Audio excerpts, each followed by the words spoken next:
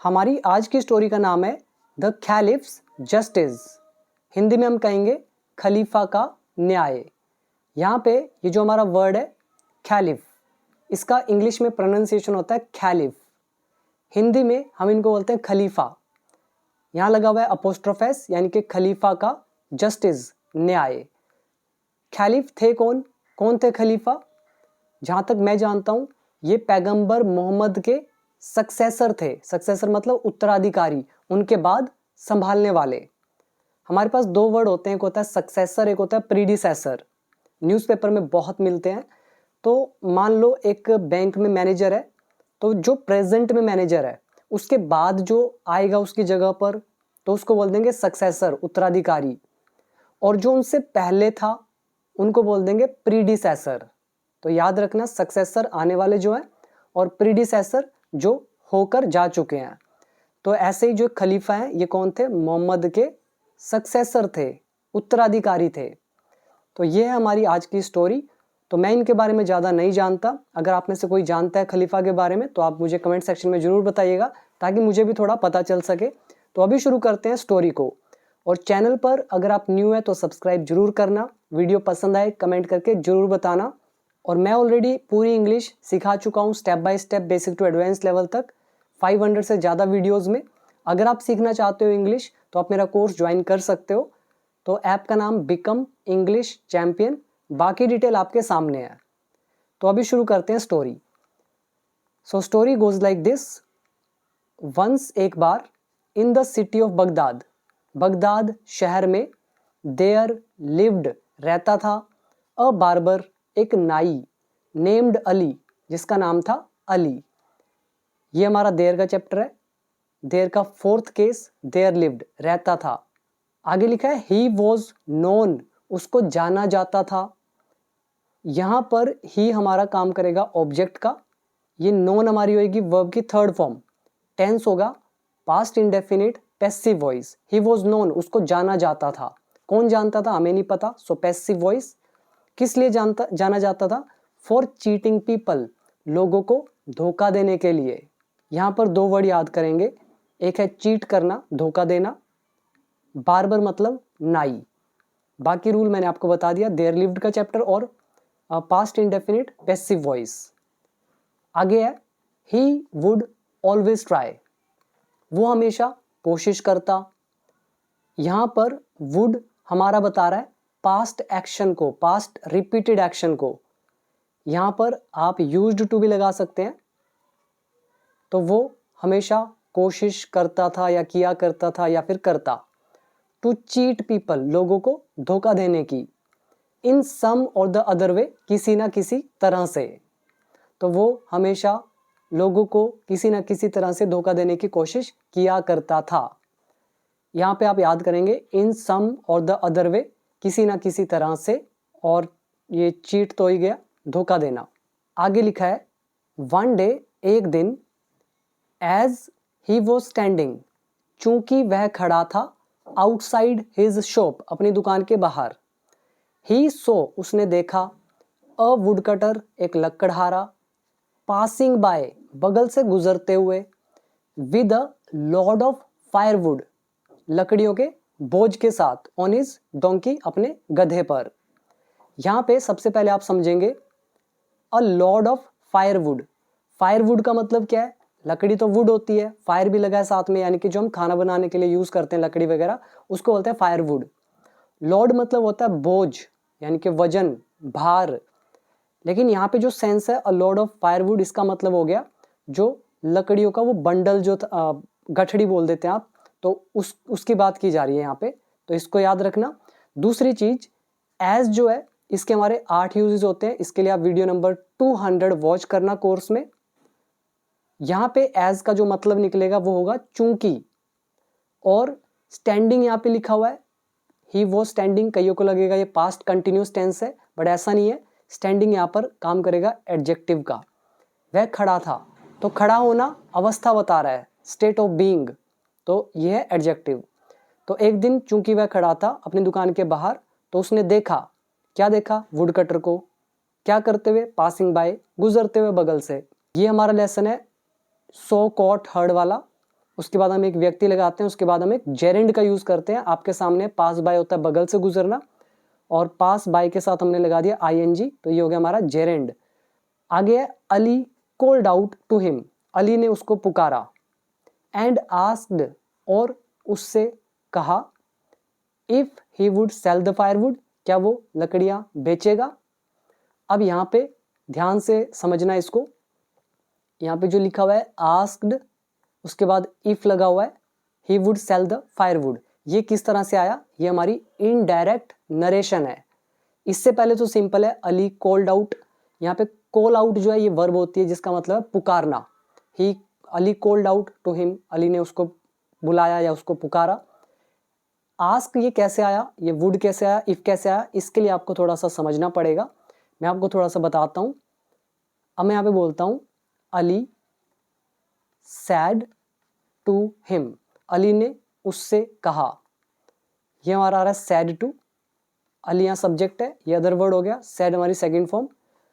अब हम उसके एग्जैक्ट वर्ड लिख रहे हैं, तो अली ने उसको कहा होगा कि क्या तुम मुझे ये लकड़ियां बेचोगे, तो will you sell the firewood. अगर मुझे भी होता तो मैं लिखता will you sell me the firewood, तो उसके ये क्वेश्चन रहा हुआ एग्जैक्ट। अब ये जो विल लगा हुआ है शुरू में, यानी कि हमारा ये क्या से सेंटेंस स्टार्ट हुआ। जब भी हमारा सेंटेंस क्या से स्टार्ट होता है तो हम क्या करते हैं इनडायरेक्ट नरेशन में, सबसे पहले हम यहाँ पे क्वेश्चन कर रहे हैं तो हम चेंज करेंगे सैड टू को आस्क्ड के अंदर, अली आस्क्ड हिम, फिर डबल इन्वर्टेड कॉमास हटाने हैं, क्या वाला क्वेश्चन है, तो इसके लिए हम लगाएंगे इफ या वेदर। ठीक है, इफ या वेदर दोनों लगा सकते हैं। उसके बाद उसके वर्ड क्या थे, क्या तुम बेचोगे, will you cell.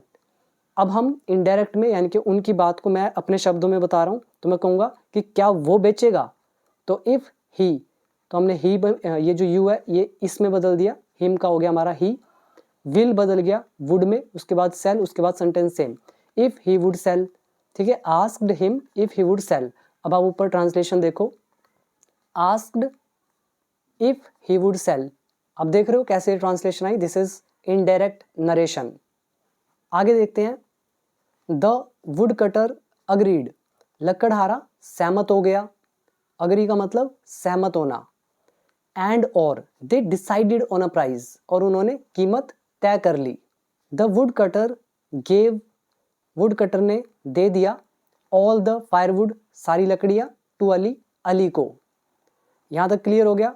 Past indefinite हमारा ये टेंस यूज हो रहा है, gave second form, agreed second form, past indefinite, और कॉल आउट ऊपर ये जो था again past indefinite, active voice है सारा, और एक हमारा है नरेशन का कॉन्सेप्ट। फिर क्या हुआ, देन फिर अली डिमांडेड, अली ने मांग करी, डिमांड इज मांगना, मांग करना, किसकी मांग करी, द वुडन सैडल की, लकड़ी की काठी जो घोड़े के ऊपर रखते हैं बैठने के लिए, लकड़ी से बनी हुई, तो उसी को बोल दिया वुडन सैडल, तो उसकी मांग करी। फिर एज वेल मतलब भी, तो अली ने लकड़ी की काठी की भी मांग की। When the wood cutter refused, जब लकड़हारे ने इनकार कर दिया, अली सैड, अली ने कहा। अब ये हैं अली के वर्ड्स यहाँ से यहाँ तक। उसने कहा यू अग्रीड, तुम मान गए थे, तुम सहमत हो गए थे, टू गिव देने के लिए, मी मुझे, ऑल द वुड सारी लकड़ी, कौन सी लकड़ियां, that was on your donkey's back, जो तुम्हारे गधे के पीठ पर थी। दैट यहाँ पर रिलेटिव प्रोनाउन यूज किया गया है लकड़ी के लिए, तो तुम मान गए थे मुझे सारी लकड़ी देने के लिए जो गधे की पीठ पर थी। The saddle is made of would, saddle लकड़ी से बना होता है, मेड यहाँ पर एडजेक्टिव का काम कर रहा है, मतलब बना हुआ, सैडल इज मेड, ये जो काठी है वो बनी हुई है लकड़ी की। और दूसरा आप इसका जो ये मेड है इसको वर्ब की थर्ड फॉर्म की तरह भी लगा सकते हैं, द सैडल इज मेड, लकड़ी बनाई जाती है, ठीक है, ऑफ वुड, लकड़ी से, लेकिन यहाँ पे काम करेगा एडजेक्टिव का, ठीक है, तो वो लकड़ी से बनी हुई है सैडल, एंड और इज, और वो है ऑन द डोंकीज बैक, और वो गधे की पीठ पर है। सो इसीलिए you must give it to me, तुम्हें यह मुझे देनी होगी। यहाँ पे हमने यूज किया मस्ट प्लस वर्ब की third form, will have to का यूज है हमारा ये। विल हैव टू में जब हम स्ट्रॉन्ग उसको दिखाना चाहें तो हम यूज़ करते हैं मस्ट। तुम्हें जाना होगा, you will have to go, या फिर यू मस्ट गो। ऐसे यहाँ पे हमने विल हैव टू की जगह लगा दिया मस्ट। तो तुम्हें ये मुझे देनी होगी, you must give it to me, या you will have to give it to me. The poor wood cutter, बेचारा लकड़हारा। यहाँ पे पुअर जो है इसको बेचारा भी बोलते हैं, गरीब भी बोलते हैं, लेकिन यहाँ पे सेंस निकालेंगे बेचारा। बेचारा लकड़हारा जो था, हैड नो अदर चॉइस, उसके पास दूसरी कोई चॉइस नहीं थी, but to hand over it to Ali, Ali को इसे सौंपने के सिवाय। यहाँ पर हमने एक रूल यूज़ किया, नो चॉइस बट टू, ये हमारा नो चॉइस बट टू का लेसन। दूसरी चीज़, ये मस्ट हमने विल हैव टू की जगह लगाया। फिर यहाँ पे हमने एक चीज़ देखा, मेड ऑफ, ये हमारा मेड ऑफ का चैप्टर है। इसमें हमने 4-5 कॉन्सेप्ट किए थे, जैसे कि made in, made by, made of, made from, made up of. ये हमने मेड के एक लेसन में किए थे सारे के सारे यूजेस, वर्कबुक पार्ट 3 के अंदर। फिर इसमें और ख़ास कुछ नहीं है, बस पास्ट इंडेफिनिट टेंस हमारा यूज़ हुआ।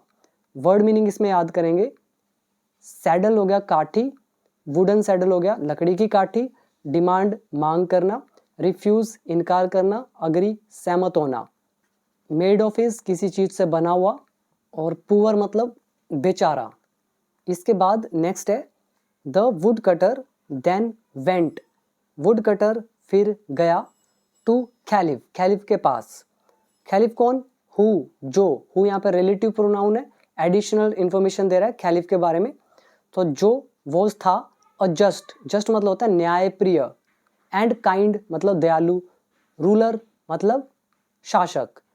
तो वुड कटर फिर गया खैलिफ के पास, जो एक न्यायप्रिय और दयालु शासक था।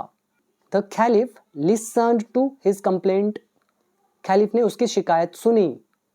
यहाँ पे कंप्लेंट एक नाउन है, and gave him a plan, और उसको एक प्लान दिया, उसको एक योजना दी। टेंस है पास्ट इंडेफिनिट, और इसमें वर्ड मीनिंग आप देखेंगे। सबसे पहला, काइंड इज दयालु, जस्ट इज न्यायप्रिय, कंप्लेंट इज शिकायत, लिसन टू मतलब होता है ध्यान से सुनना।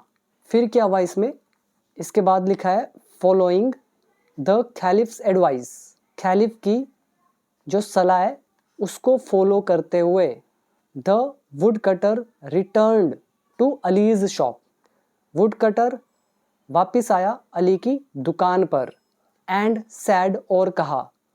अब ये उसके एग्जैक्ट वर्ड थे, डबल इन्वर्टेड कॉमाज में लिखे हैं, सो डायरेक्ट नरेशन। उसने एग्जैक्टली ये कहा, I want you to shave me and my friend, मैं चाहता हूँ कि तुम मेरी और मेरे दोस्त की शेव करो। ये हमारा लेसन है वॉन्ट समवन, उसके बाद टू प्लस वर्ब की फर्स्ट फॉर्म। तो कोई व्यक्ति किसी से कुछ चाहता है, I want you to shave me and my friend, मैं चाहता हूँ कि तुम मेरी और मेरे दोस्त की शेविंग करो। ही पेड द मनी, उसने पैसे दे दिए, एंड सेट डाउन और बैठ गया। पे का सेकंड फॉर्म पेड, हिंदी में बोलते हैं भुगतान करना, देना। सिट इज बैठना, सेकंड फॉर्म सेट। वंस मतलब जब, यहाँ पे वंस का मतलब निकलेगा जब की सेंस में। जब के लिए हम जैसे मैं बोलता हूँ once you finish your work call me, एक बार जब तुम्हारा काम हो जाए तो मुझे फ़ोन करना। तो वंस मतलब जब, जब अली फिनिश ख़त्म कर चुका था उसकी शेविंग करना। The wood cutter brought, would cutter लेकर आया, इन मतलब अंदर, हिज डोंकी अपने गधे को। ब्रिंग इन होता है अंदर लेकर आना यहाँ पे, ठीक है। तो जब अली उसकी शेव करना ख़त्म कर चुका था तो उसके बाद वुड कटर लेकर आया अपने गधे को, एंड सैड और कहा, नाउ शेव माई फ्रेंड, अब मेरे दोस्त की शेव करो। तो गधे की वो शेविंग करवाना चाह रहा है, तो उसने प्लान के अकॉर्डिंग ये सब फॉलो करा। फिर क्या हुआ, पहले यहाँ पे वर्ड मीनिंग देखो ऊपर, फॉलोइंग, ठीक है, यहाँ पे है फॉलो करते हुए। न्यूज़पेपर में भी आपको मिलता है फॉलोइंग, उसका मतलब होता है के बाद, लेकिन यहाँ पे फॉलोइंग मतलब है उसका पालन करते हुए। एडवाइस मतलब सलाह, ये नाउन का काम कर रहा है, नॉट वर्ब। रिटर्न इज वापस आना, लौटना। ये वांट समवन का हमारा चैप्टर। पे भुगतान करना, वंस का मतलब यहाँ पे जब से है। ये हमारा हैड प्लस फिनिश्ड जो लगा है past perfect tense. Bring in is बुलाकर लाना या अंदर लेकर आना, और शेव मतलब दाढ़ी वगैरह बनाना। फिर क्या हुआ, अली गॉट शॉक्ड, अली चौंक गया। ये सब्जेक्ट है हमारा, ये वर्ब की सेकंड फॉर्म है, ये गॉट सेकंड फॉर्म है, ये जो शॉक्ड है ये काम करेगा एडजेक्टिव का। तो अली चौंक गया एंड देयर स्टार्टेड, और शुरू हो गया एन ऑल्टरकेशन, मतलब तू तू मैं, ऑल्टरकेशन होता है तू तू मैं, बिटवीन देम उनके बीच। तो अली चौंक गया और शुरू हो गई उनके बीच में तू तू मैं। बट लेकिन the would cutter took him to the caliph, लेकिन लकड़हारा उसे ले गया खैलिफ के पास। द खैलिफ ऑर्डर्ड, खैलिफ ने आदेश दिया अली को, to shave the woodcutter's friend, कि वो वुड कटर के दोस्त की दाढ़ी बनाए। कौन फ्रेंड, डोंकी, गधे की। सो इसीलिए, या फिर तो, टू हिज ग्रेट एम्बेरसमेंट। अब ये देख रहे हो आप, ये बहुत बार आ चुका है हमारी स्टोरीज के अंदर इस तरह का फॉर्मेशन, टू माई सरप्राइज, ठीक है, ऐसे टू माई एम्बेरसमेंट, लेकिन यार टू हिज ग्रेट एम्बेरसमेंट मतलब उसको बहुत ज़्यादा शर्मिंदगी महसूस हो रही है। एम्बेरसमेंट क्या होता है, शर्मिंदगी, ग्रेट लगा है मतलब बहुत ज़्यादा शर्मिंदगी, ठीक है, बहुत ज़्यादा शर्मिंदगी महसूस करते हुए Ali had to shave the donkey, Ali को गधे की शेव करनी पड़ी। ये हमारा लगा हुआ है हैड टू का रूल। उसके बाद वर्ब की फर्स्ट फॉर्म, पढ़ा पढ़ी पढ़े, ना था नी थी ने थे, या पढ़ता था पढ़ती थी पढ़ते थे। तो अली को शेव करना पड़ा गधे की, इन फ्रंट ऑफ एवरीवन, सभी के सामने। मॉरल, शिक्षा क्या निकली, नेवर चीट अदर्स, दूसरों के साथ धोखा मत करें। वर्ड मीनिंग याद करें, एक है एम्बेरसमेंट जिसको बोलते हैं बहुत ज़्यादा शर्मिंदगी, फिर याद करेंगे गेट शॉक्ड, चौंक जाना, ऑल्टरकेशन, तू तू मैं, ऑर्डर इज आदेश देना, और इन फ्रंट ऑफ प्रेपोजिशन है के सामने। तो इसके अंदर हमारे यही वर्ड है। तो ये थी हमारी आज की स्टोरी। तो अब आप कमेंट करके मुझे ज़रूर बताइएगा कि स्टोरी कैसी लगी, और जो लोग इंग्लिश सीखने के लिए इंटरेस्टेड है तो आप सभी मेरा कोर्स ज्वाइन कर सकते हैं। ऐप का नाम है बिकम इंग्लिश चैम्पियन, इसे डाउनलोड कर लें प्ले स्टोर से, या डिस्क्रिप्शन बॉक्स में भी इसका लिंक आपको दिया हुआ है। तो ज्वाइन कीजिए, इंग्लिश को इम्प्रूव कीजिए, उसी के बाद स्टोरीज़ पढ़िए, न्यूज़पेपर पढ़िए, इंग्लिश में आपकी डेफिनेटली हेल्प होगी बहुत ज़्यादा। वैसे तो आपको अगर मेरे कोर्स से सीख लोगे तो स्टोरीज़ वगैरह पढ़ने की जरूरत नहीं पड़ेगी, वही काफ़ी आपकी इंग्लिश के लिए, बट आपकी एक्स्ट्रा नॉलेज के लिए आप स्टोरीज़ रीड कर सकते हैं। तो अभी दीजिए इजाज़त, मिलते हैं अगली एक और इंटरेस्टिंग स्टोरी के साथ। Thank you so much.